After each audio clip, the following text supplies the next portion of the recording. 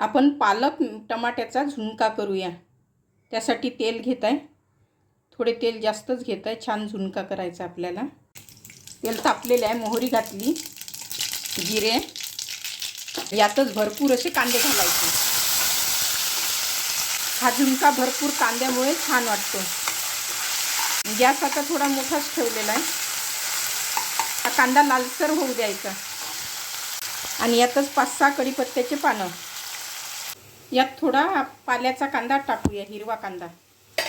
कांदा लालसर झालेला आहे, यामध्ये 1 चमचा तिखट टाकत आहे, अर्ध्या चमच्यापेक्षा कमी हळद टाकत आहे। तिखट थोडे भरपूर टाकलेले आहे आणि यातच आता 2 टमाटर, आता हे छान एकजीव होऊ द्यायचे आहे। यातच आता हे चिरलेले पालक घालूया। पालक आधी निवडून घेतले, धुवून घेतले स्वच्छ आणि बारीक चिरून घेतले। आता हे एकजीव झालेले आहे, एकजीव करूया। मीठ आपापल्या चवीनुसार, काळे मीठ घेतलेलं आहे मी। आणि यातच आता हे बेसन घालूया आणि सर्व छान मिक्स करून घेऊ। सध्या पाणी घालायची गरज नाही, वाटले तर घालूया, नाहीतर मग वाफेवर शिजतो।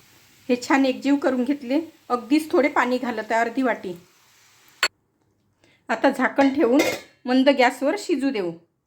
पालक टमाट्याचा झुणका आता शिजत आलेला आहे। याला वरचेवर चमच्याने हलवत राहायचे, नाहीतर तळाला लागण्याची शक्यता असते। हा झुणका भाकरी, ज्वारीची भाकरी, बाजरीची, नाचणीची आणि सोबत मुळा, लिंबू, लोणचे वगैरे खूप छान वाटतो।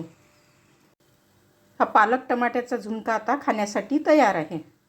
आता गॅस बंद करूया। हा झुणका गरम थंड कसाही छान वाटतो।